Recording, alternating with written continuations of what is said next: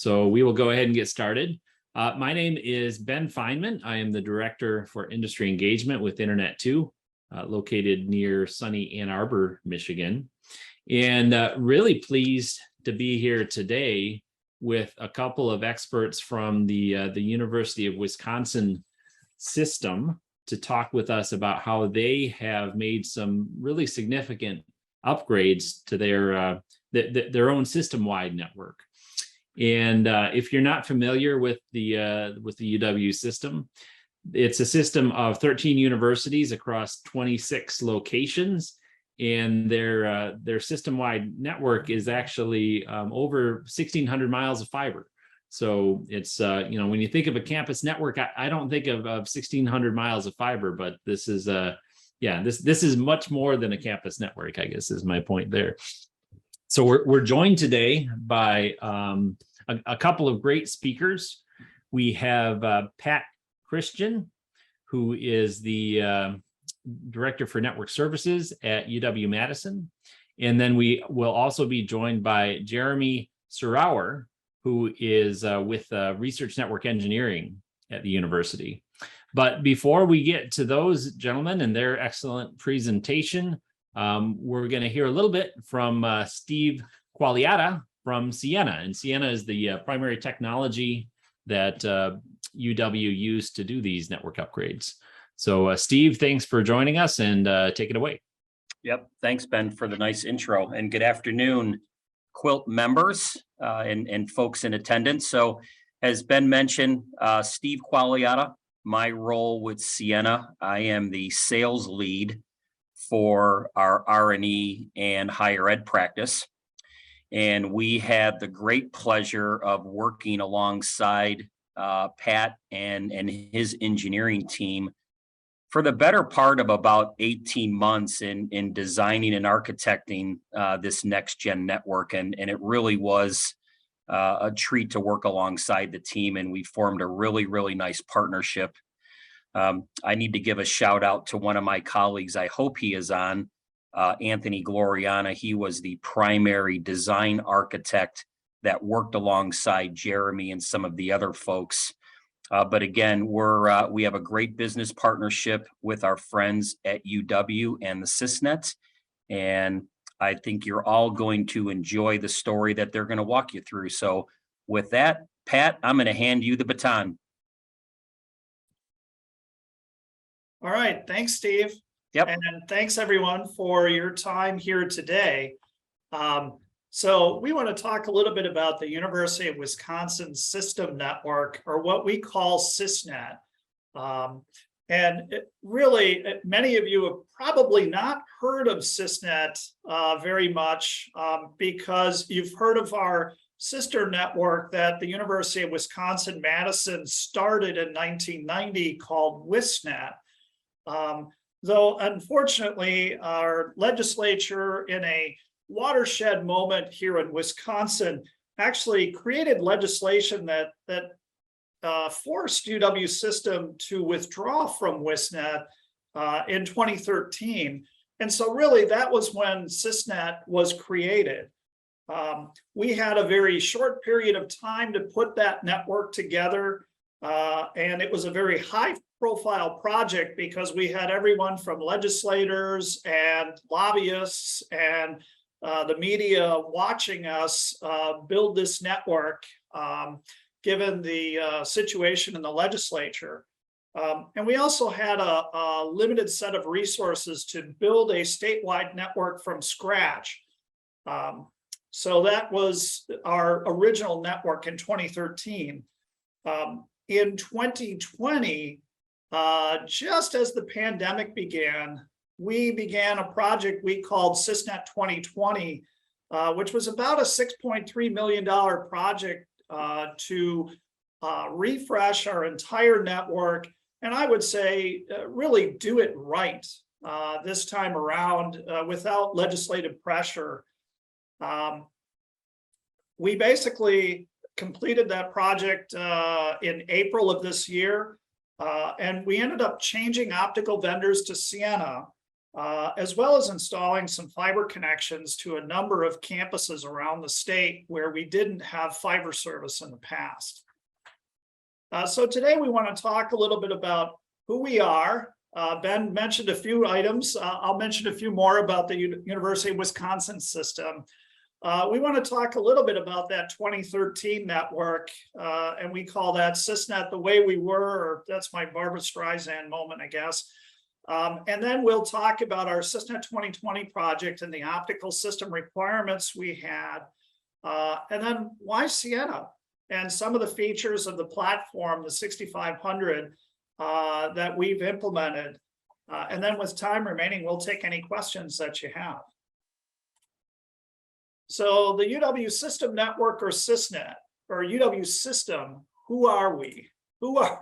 We are essentially, as Ben had mentioned, we're a set of campuses around the state. It's 13 four-year comprehensive campuses, as well as 13 branch campuses, which up until a few years ago actually used to be associate or two-year degree granting institutions. They're now affiliated with a nearby four-year institution. We also have a statewide University of Wisconsin extension, which operates in all 72 counties in Wisconsin. And previously it stood on its own, and now it actually is a part of the University of Wisconsin-Madison. Across the system, we have about 200,000 people, including about 165,000 students and 40,000 faculty and staff across the state. We award about 37,000 degrees annually. And we have a little over a $6 billion budget, with about $1 billion coming from the state and $2 billion from grants, donations, and other contracts, and so forth. So in a nutshell, that is the University of Wisconsin system. So what are we as well, or who are we? We're also a facility-based network. We've been engaged, when we were involved with Wisnet, we've been engaged in long-term facility-based fiber networking since really 2001, kind of around the dot-com bust period of time. I'll note on the map on the screen, each color represents a different fiber provider that we've been able to stitch together to create end-to-end fiber facilities to interconnect our campuses and create a statewide network. And before this, we used to have a number of problems. For example, before we got to being a facility-based network, we used to work with our commercial carriers and sit down with them and talk about our needs for advanced services, and then place orders. And we'd have to wait roughly 9 months, sometimes as long as a year, for those services to be delivered. And a lot of times we had to pay the commercial carriers entire CapEx and a significant portion of their operational expenditures, or OpEx costs, as well. And that just created a lot of problems for us. And so that's kind of how we got into the facility-based networking environment, like many other R&Es across the country back in the early 2000s. And so that brings us to our first poll question, which is basically, what types of problems are you experiencing, or challenges are you facing on your fiber networks? And so would appreciate if you would take a moment on your computer to select one or more of the following options. So I'll give you about 10-15 seconds here.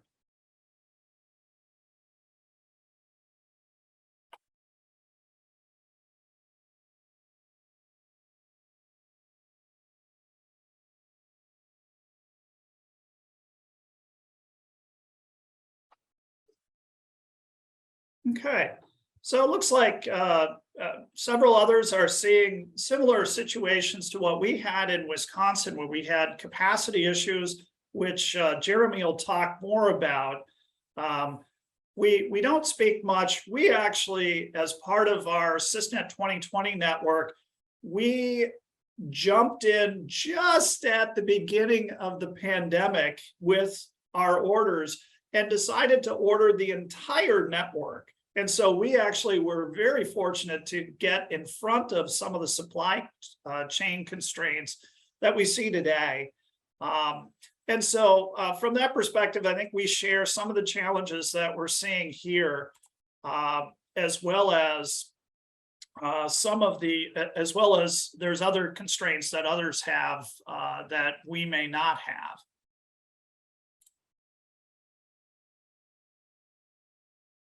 Okay, and so continuing on with our presentation, we have just there's spots where we do not have facilities in Wisconsin to either close up rings to provide sufficient redundancy, or in situations where we just couldn't find fiber at all or in a reasonable cost. And so in partnership with our colleagues at the University of Minnesota, Iowa, and Iowa State, we are leveraging, as part of our state network, resources from a regional network called BoreasNet, or Broadband Optical Research Education and Science Network, in order to fill out some of the gaps that we have in our networks to create a true end-to-end network. So SysNet, the way we were. So this is a shot of our architecture in 2014.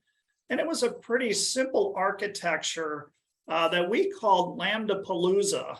And so the idea is that from each four-year campus, we had connectivity to Madison and Milwaukee for redundancy. And then from each of the two-year or now branch campuses, we had a connection to Madison and Milwaukee as well, with one device at the campus. And then in the Madison-Milwaukee area, we had a 100 gig ring connecting those two locations together with Chicago, and as well as you can see on the map, some additional connections to Kansas City.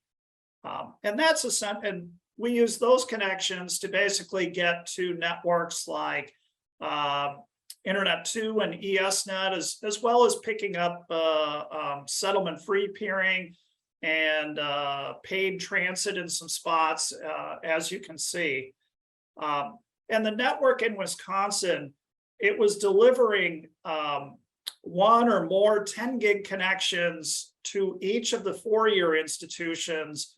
And then the branch campuses were obtaining one or more 1 gigabit connections. So N by 10 for the 4 years and N by 1 gig connections for the branch campuses in Wisconsin. And then we also had 100 gig to UW-Madison and 40 gigs to UW-Milwaukee, as we had data centers for the system to support. This is an image of SysNet. This is more of the optical infrastructure that interconnected many of our four-year campuses, but not all of our four-year campuses together. This is more or less part of the first generation network. And the red lines are the in-state interconnections that deliver the 10 and 1 gig and some 1 gig services back to Madison and Milwaukee. And it had lots of on-off keyed signaling, as well as a number of dispersion compensation boxes because of the generation of the technology. And as you can see, the green, blue, and orange lines, they're basically the BoreasNet regional network interconnects that we had throughout the region. And that's how we integrated our state network into the regional network. And so one of the things with SysNet is we stitched together or cobbled together, you could say value engineered, 3 different optical infrastructures together to create a network. This is the first optical infrastructure known as the DTN optical infrastructure that was in state. The next optical infrastructure we had was more of a metro, small regional optical infrastructure known as ATNs. And you can see a picture of it in the lower left corner there. And this was basically helped us reduce our cost or helped us value engineer by allowing us to pay as we grow or pay-go basically. And it was used where we had smaller point-to-point segments in the state off of a main statewide ring that the first optical infrastructure type provided service on. And it was basically a small, 3 RU type device that was installed at each of the spur nodes. And we had to sort of track some of the waves that we were using on the system, as you can see by the different colors. And then finally, this was probably one of the more creative solutions that our engineering team developed. This is the third type of infrastructure that we call, that's really passive muxes, or we called snazzy muxes, sort of in honor of the engineer that helped develop this idea. And realistically, what it was is we had a company help build some CWDM passive muxes, which normally you have 8 channels on them, and the spacing is such that it's 200 gigahertz spaced.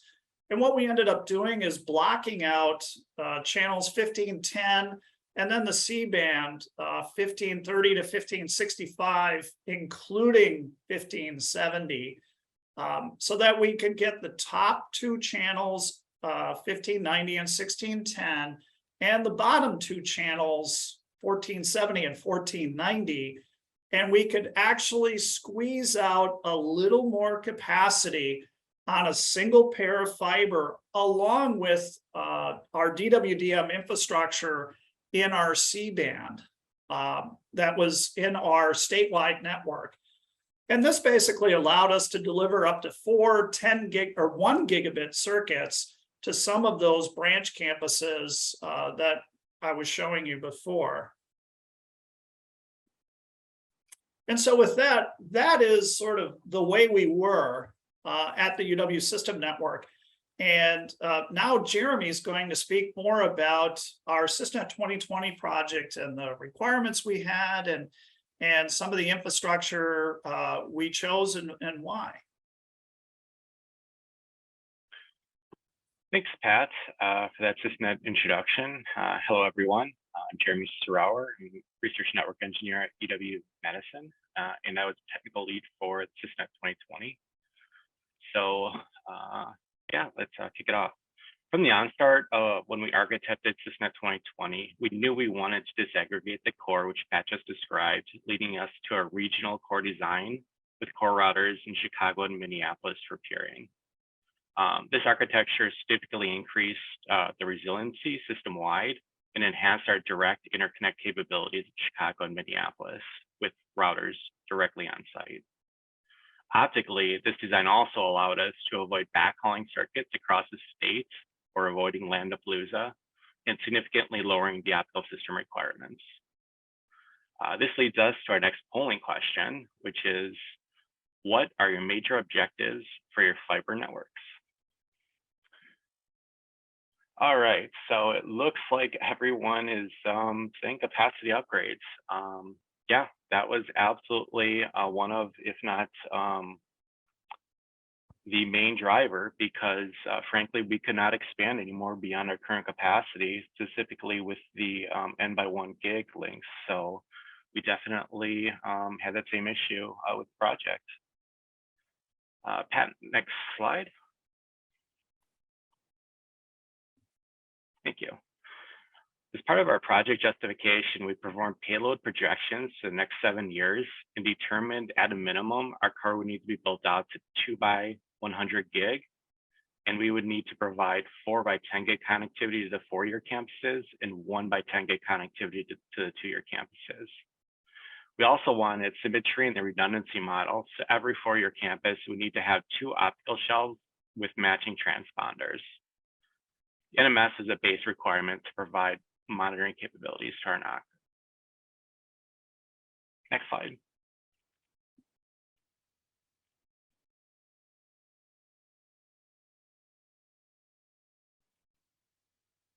Thank you. After we received our vendor responses, we quickly realized that 1 by 100 gig was actually cheaper than 4 by 10 gig, which was a big surprise to us.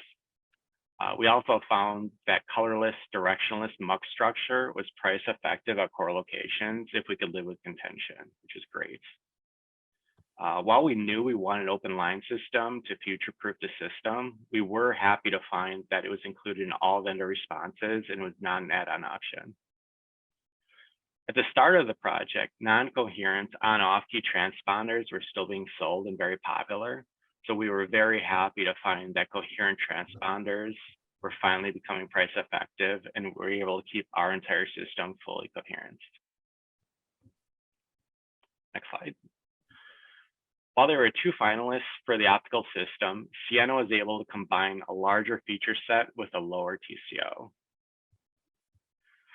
I believe several factors made Ciena shine, especially the established product line of the 6500, as well as its market share, split tip capabilities of the 6500, the WaveLogic 5 Extreme, price effective inline OTDRs, OSAs on every ROADM, pinpoint fiber cut functionality in MCP, and a functional web-based NMS, which was great in 2019.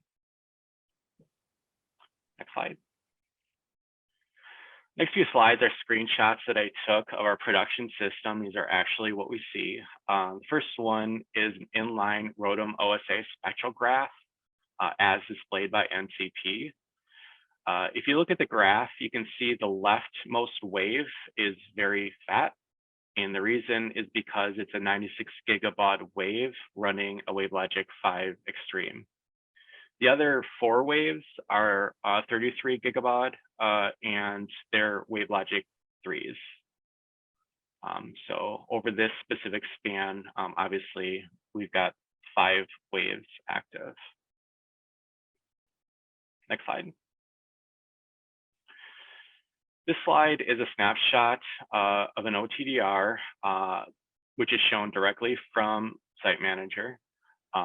You can clearly see several impairments on this specific span. Site Manager does correctly identify each loss event, but more importantly, and what we're excited about, is it gives us a distance at least up to 80 kilometers. That allows us to quickly identify locations of fiber cuts without having to go to the site and OTDR it, which is amazing. We did value engineer these OTDRs in that we only have 1 strand with an OTDR, so we would have to have a complete cut to identify a full fiber cut. So if there's an asymmetric cut, we wouldn't see it necessarily unless we got lucky. Next slide. This slide shows NMCP's interactive map. Obviously, I couldn't show it live, but you can fully go into the details of each independent node from this view. I like it because the nodes are geo pinpoint, so this is an accurate representation of where every single node is in our system. And you can obviously interact with the individual links between the nodes to get performance metrics. Next slide. So the WaveLogic 5 Extreme was really one of the most exciting components of the project for me because of its capabilities. And remember, this is 2019, so these were literally brand new. We originally were quoted the AIs, so I was very excited to be able to get the WaveLogic 5s in this place. The card does have 400 gig capabilities. It's got a theoretical limit of 800 gigs, but I've heard that it only can go up to 700 in some circumstances. But we definitely got it deployed with at least 400 gigs at this point across some segments. So it's a great card, and I love that we have the ability to grow to 400 gig if we ever have that need in the future. I will say that I was skeptical of the capabilities when we originally bought it, which was described to me as double AI's capabilities. But I can say in production, we've got a 600 gig wave turned up, 300 kilometers, and it's running error-free with 2.1 to the -3 birth rate. So it's pretty good. Next slide. We also took advantage of what's called the wayside channel. And this is on every line, you'll have a wayside channel port. It's an RJ45 connection. And that is basically a hard connection to your far side. So we utilize this for out-of-band management. And we simply did point-to-point connections on our routed network for management. And it works awesome. What I love most about it is that we can pop out the supervisors, all the transponders, as long as the card is functional and everything is connected on the line, it works. So we were kind of did this as a side project, but it turned out to be a great use of our time to implement, and I'm really glad that we did it. Next slide. At some of our core locations, we implemented CD, or colorless and directionless. So we implemented the CCMD12s, which are essentially gray muxes. They're active that the transponders plug into. And that allows us the capability to, on the fly, change which waves the transponders are on without physically moving the port on a mux. Additionally, we put in directionless ROADMs, which allows us to steer the waves differently, however we choose. So it's not on a fixed degree, which is also great for locations where we have 3 or more ROADM line degrees. Next slide. One of the ways Ciena value engineered it and made all of this functionality possible with our price range was implementing split TID. And what essentially that is you have a 2-node shelf physically spread apart over a distance. For us, we did it across campus. So we'll have 2 buildings on campus, perhaps half a kilometer apart. And we interconnect the express ports between the 2 ROADMs.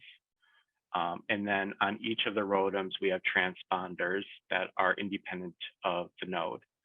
So what that allows us to do is to basically completely lose one side of the node and everything will still be functional. We do lose management, I will say, and you have to log in manually, but it greatly decreased price because we did not have to have an inter-campus ROADM pair. So that saved us hundreds of thousands of dollars by doing this. And with that, that is my last slide. Well, great. Jeremy, really appreciate that. And Pat, thank you very much as well. I definitely learned some things I hadn't been aware of about what you're doing and the technology. So at this time, we intentionally wanted to leave some additional space at the end for your questions and any discussion with our esteemed presenters. And so if you do have any questions, please feel free to put them in the Zoom webinar Q&A functionality, and I will keep my eye on that. In the meantime, I had a couple of questions that I wanted to give to Pat and Jeremy. I thought it is pretty interesting, the kind of resiliency technologies that you're talking about in the case of fiber cuts, like the inline OTDR and the wave steering via alternate routes. Curious if you've had the I'll say opportunity to use that in real life. So in fact, we have several times. In the case of our most recent cut, we got a notification from the NOC within a few minutes of the cut. And within 7 minutes, I was able to identify where exactly the cut was within about half a kilometer. So yes, it worked out perfect, exactly as we hoped it would. So it definitely was something that we were apprehensive about, but it's proven itself multiple times in production when we've seen cuts. So great functionality that I really like. Yeah, and that technology is saved, from a managerial perspective.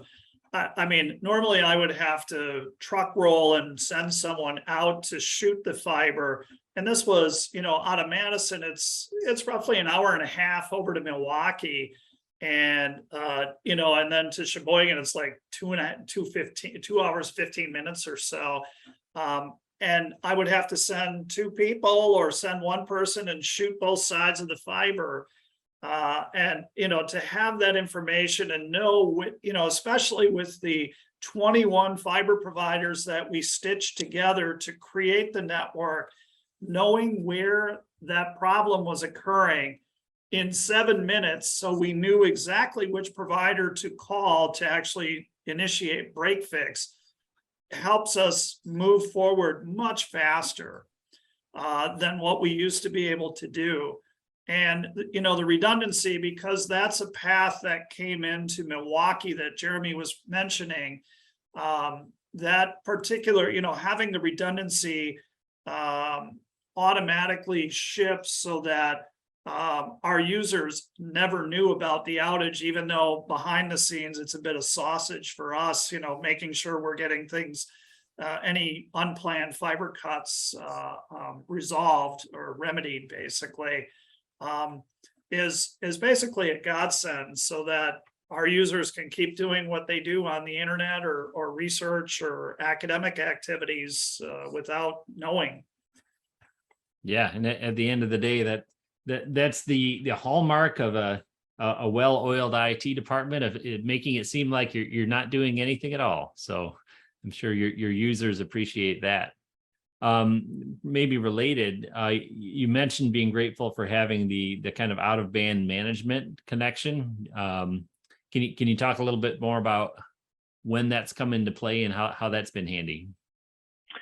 Yeah, specifically at locations that self-service, because obviously we're moving away from POTS lines. In fact, they're unavailable.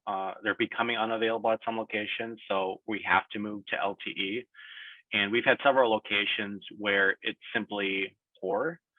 So this functionality is a great backup to LTE, or alternatively, LTE would be the backup to this. So places where alternative connectivity for out-of-band management is troublesome is where this would come in play, and it's proven helpful in the past. But definitely for me, it's how stable it is, which is what's impressed me about it. It's not much bandwidth, it's 40 megs, goes across the OSC, but it has proven very useful to us. Yeah, and as Jeremy's noting, being able to come at a node from both directions so that if there's, say, a fiber cut on one side, we can get there through we call it out-of-band management network, even though technically, as Jeremy is saying, the optical supervisory channel, or OSC, is in band. We're able to get there and see what's happening on the node much faster.